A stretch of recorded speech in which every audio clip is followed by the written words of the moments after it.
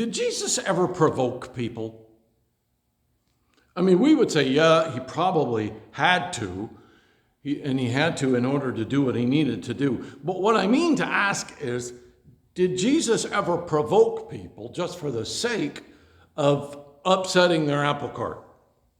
Did he ever do that? There were times where it sure seems like he did. And you wonder, well, why did he do that if he wasn't trying to provoke them? What was his aim? We've seen him doing this a couple of times before.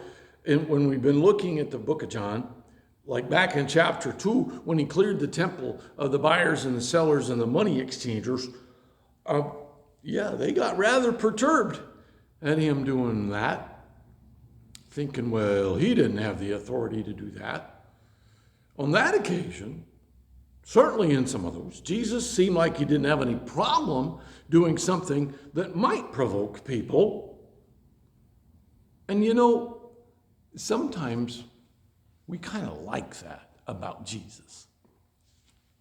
We're going to get into that aspect when we're talking about the healing of the invalid man in John 5. It took place on a Sabbath, which was their kind of a holy day of the week. And we see that repeatedly in the Gospels, even in the Gospel of John by itself. We see the idea that Jesus did things on the Sabbath when Jesus could have avoided the Sabbath, and it wouldn't have been too difficult. Like maybe wait a few hours until 6 p.m. and the Sabbath would be over. Yeah, he could have done that a lot of times. That was definitely the case for the invalid man. I mean, if he had been an invalid for 38 years, like the text tells us was the case, what's a couple more hours or even a whole nother day? Wouldn't have been a deal breaker. And if he did this on the Sabbath when he didn't necessarily have to, you have to think, well, he had a reason. And you might indeed wonder, is he just doing this to provoke these people to get a response? Let's go to our text. Read on in John 5. Now, after the man gets cured and gets into trouble for carrying his mat on the Sabbath, and they proceed to get Jesus in trouble too.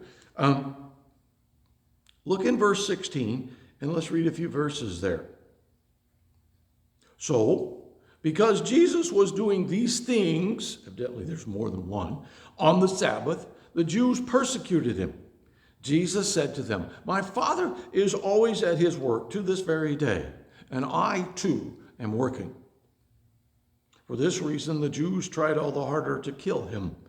Not only was he breaking the Sabbath, but he was even calling God his own Father, making himself equal with God.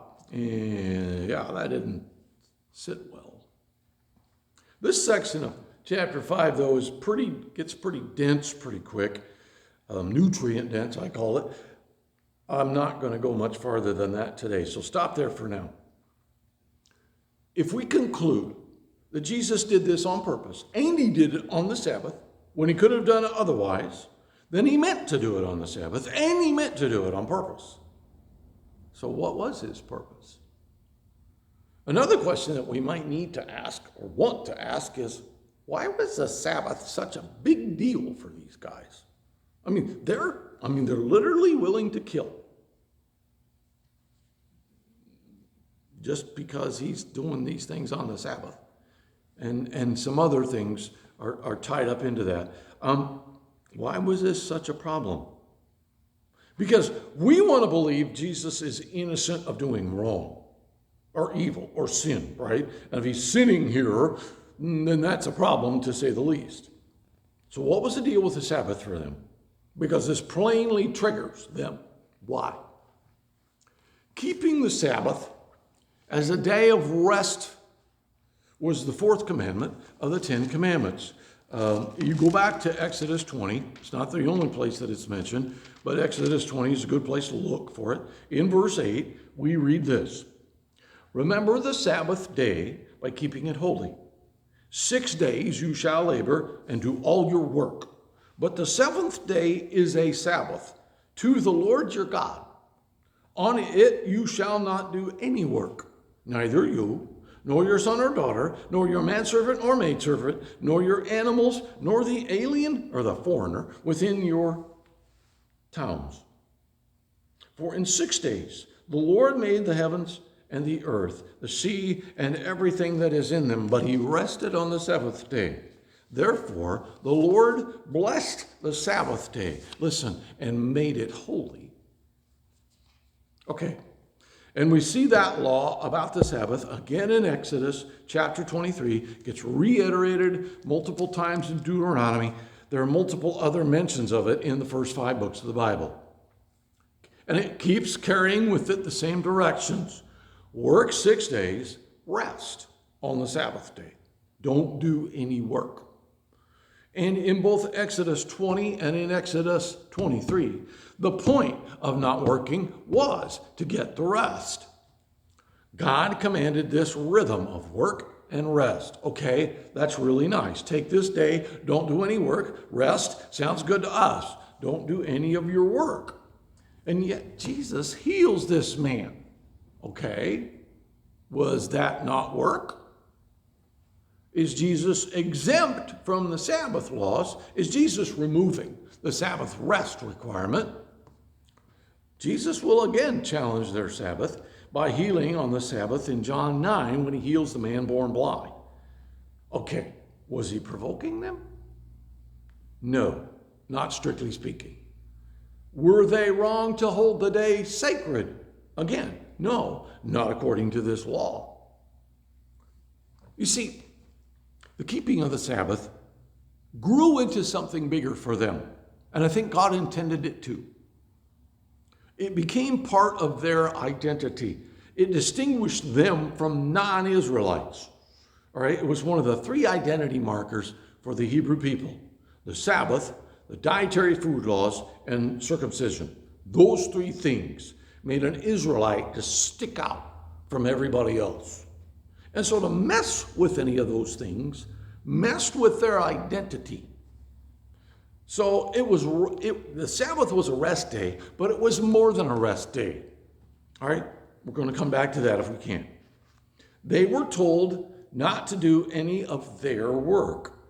Okay, what constituted work? In particular, what constituted their work? Okay, it was work to support or honor one's self. Was there any work that was allowed on the Sabbath? Well, actually there was, yes. Go to Matthew, first book of the New Testament, and look in chapter 12, verse 1. This particular account also occurs in Luke chapter 6. We're going to look at Matthew 12, and we'll start reading in verse 1, if you would read with me. At that time, Jesus went through the grain fields on the Sabbath. Evidently, that was okay. His disciples were hungry, began to pick some of the heads of the grain and eat them. Doesn't sound like very appetizing food to us, but maybe we're spoiled. I don't know. When the Pharisees saw this, they said to him, "Look, your disciples are doing what is unlawful on the Sabbath." What are they talking about? We don't use the term unlawful very much. They were basically pointing to the disciples and saying, "Look, that's illegal." Verse 3, he answered, "Haven't you read what David did when he and his companions were hungry? He entered the house of God, and he and his companions ate the consecrated bread, which was not lawful for them to do, but only for the priest. Or haven't you read in the law that the priests on Sabbath duty in the temple desecrate the Sabbath, listen, and yet are innocent?" I tell you, something greater than the Sabbath is here. If you had known what these words mean, "I desire mercy, not sacrifice," you would not have condemned the innocent, for the Son of Man is Lord of the Sabbath. There's a lot there to chew on, but I am going to keep reading. Stay with me, verse 9. "Because going on from that place, he went into their synagogue, and a man with a shriveled hand was there. Looking for a reason to bring charges against him, they asked him, 'Is it lawful to heal on the Sabbath?'" I love how they keep asking that. Is it legal? Not is it good, or is it kind, or even asking, is it right? No, they keep asking, is it legal? Like they were more concerned with legality than doing good things.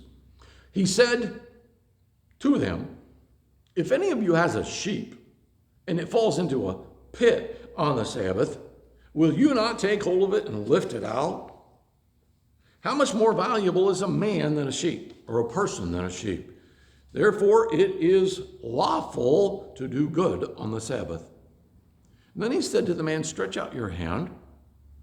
And so he stretched it out, and it was completely restored, just as sound as the other.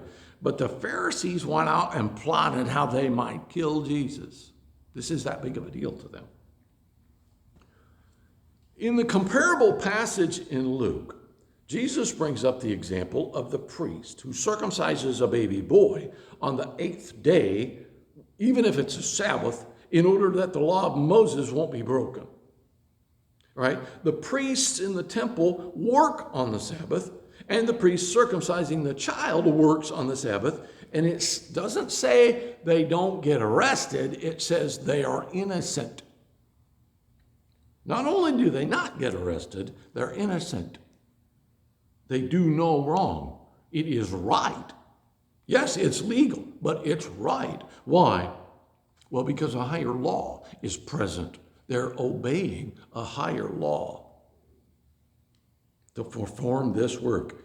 Jesus, right here, is obeying a higher law, the request of his Father. And he says, I'm working. He admits to that in John 5, but so is his Father. So some work is allowed. Work to honor God is allowed. Work to honor self was forbidden, but to work to honor God, work to bless people in God's name was called for. Jesus says people who do that are innocent. That means they committed no sin in their hearts in doing it. Well, we tend to think all of this is cool because Jesus is breaking the rules, and we as Americans kind of have a penchant for breaking the rules, or people who break the rules. We think they're independent and revolutionary, so we kind of like them. Jesus is not out to break the rules. Jesus is out to fulfill the law, which not only does no harm to its neighbor, but in fact seeks to do good to his neighbor. Jesus was fulfilling the law by using the day to honor God, by doing what God would do. He showed the compassion of his Father. He did what God would do in that situation. And so that represented a higher law than just resting. And they needed to understand, they needed to be shown, people were more important than the tradition of restricting work. And to bestow compassion was to work on the day for God and not for self. It honored God. It gave him glory. It made the day holy. That means it set it apart for God's purpose. Jesus was not dishonoring the Sabbath. He was fulfilling the Sabbath. He wasn't saying, well, everybody should break this rule. No, he's honoring it by doing what his Father would do, showing his Father compassion. Well, we don't keep the Sabbath very much at all. We don't take a rest day every 7 days, most of us. Now, that doesn't necessarily make us better. We don't take the day and try to honor God with it by resting, and that doesn't make us better people than them. The point of the commandment was to rest and to honor God. And when it came down to choosing between the two things, which one should you choose? To rest from work requires a trust in God. Will God still take care of my needs if I don't work 1 day a week and use that day to honor him instead? We tend to think that these situations proved the Sabbath was part of the old law and Jesus revoked the need for the Sabbath. His point was completely different. Jesus' point in doing this on the Sabbath was to prove that God was and still is at his work every day, and he was working just like his Father because he was the Father's Son. He was from God and doing the same thing that God was doing, working every day. And we will explore that a little bit more later. That kind of throws a wrench into some of the people who are what they call deists, who believe that God created the universe, spun it into motion, and then is just leaving it, not really doing anything. Jesus is talking about the opposite of that. God is busy working every day. But this proved in their minds, since Jesus did this, he's not from God. If you look at John 9, you'll see that. After he heals the man that was born blind, down in verse 16, they say, some of the Pharisees said, this man is not from God, for he does not keep the Sabbath. Their point is that God would not break his own law. But what's the problem with that? They determined what breaking the law was and what keeping the law was. And they did not let God determine what breaking the law was and what keeping the law was. They had made it illegal to eat grain that you grabbed from a stalk walking by it. If that's work, that's precious little work. It's almost like telling somebody, well, you can't pick that piece of grass out of the ground and chew on it. That takes a lot of us, half the diet away from rednecks like us. Think about it. Jesus didn't move a muscle when he healed the man with a withered hand. Yet they called that illegal because he was working. He didn't move a muscle. The point is, they determined what was wrong and what was not wrong by putting in their definitions. But is that okay? Well, it does bring into serious question just exactly who is the authority in this case.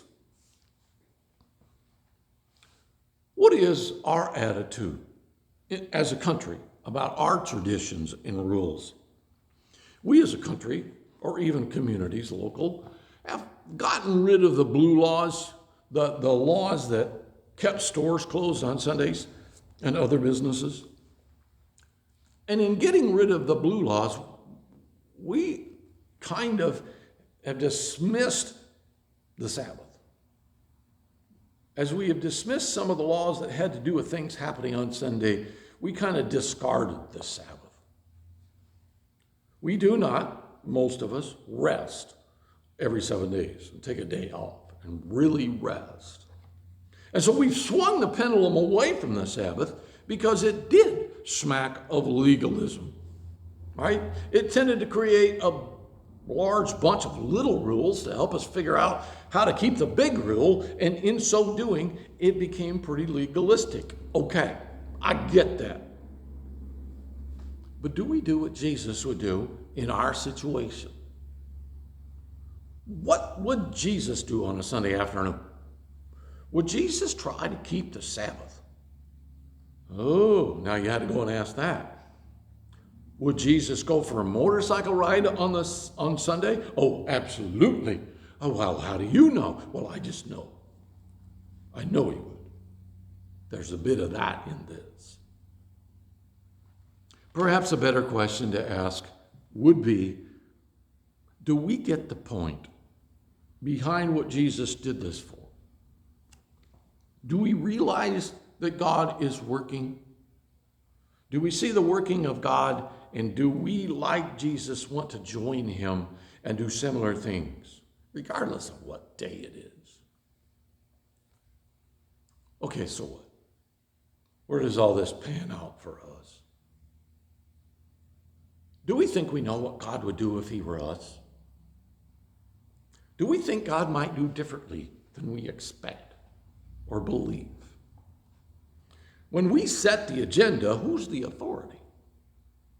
And yet, is God not the authority? How might we allow him to be the authority in a greater way? Jesus was acting the way he acted, working, doing what he did, because He lived in union with God, and God would be out there 7 days a week showing his love to people. We need to see the depths of the union between Jesus and God and long for similar depths of union ourselves. When we talked last week about enlarging the tent of the church and what that might mean and how it might mean a bigger world for the church, we talked about how it also might mean that God is doing all these things for his glory and not for ours. And we should be seeking that glory also for him and not for us. But if the thought last time was to believe that God works, and that's still the same theme, then this text is to let the work be what God desires. Not only let God work, let God pick. In other words, I make room for what God will do. I enlarge my tent, yes, but God gets to fill it. I don't fill it. He fills it how he wants. He fills it with what he wants. He fills it counter to my expectations if that's what he wants. He's the authority. And maybe when I go around setting expectations on the engagement of God with people, I would do better letting go of those expectations. He's the authority. Let God work. We believe that he wants to work. Let him. Okay, again, so what? Do you want your tent enlarged? Are you brave enough to ask for it? Are you brave enough to say to God, you fill my tent any way you choose, and I will say good? Do you want a bigger world for this church? Are you prepared to let God pick whatever comes with that bigger world? Would you give up your parking place for it? What if God comes in and he wants to change some things that you really like how long the service is, how the church operates? Are you prepared to let him pick anything he wants and call it good? Because why will all this happen? For God's purpose. How will all this happen? As God chooses for it to happen. Jesus calls you to follow him. Come follow Jesus with us. We follow him because we know he is God. He gets all the glory. He leads us. He is the authority. So we serve him. We follow him. Come follow Jesus with us. You want to make a commitment to follow Jesus, you can do that today. You can start right where you're at. Let me pray for us. Father, a lot of times we want to be the boss. We want to be the authority. Here's what the rules are. Here's how people break the rules. Here's how we need to get them in trouble for breaking the rules. Maybe we can let you be the authority more. Maybe we can lean into your choices and not our own expectations about that. Whether it has to do with the Sabbath, whether it has to do with how the church is or how the church grows. May we let you be the deciding factor. I ask it in Jesus' name. Amen.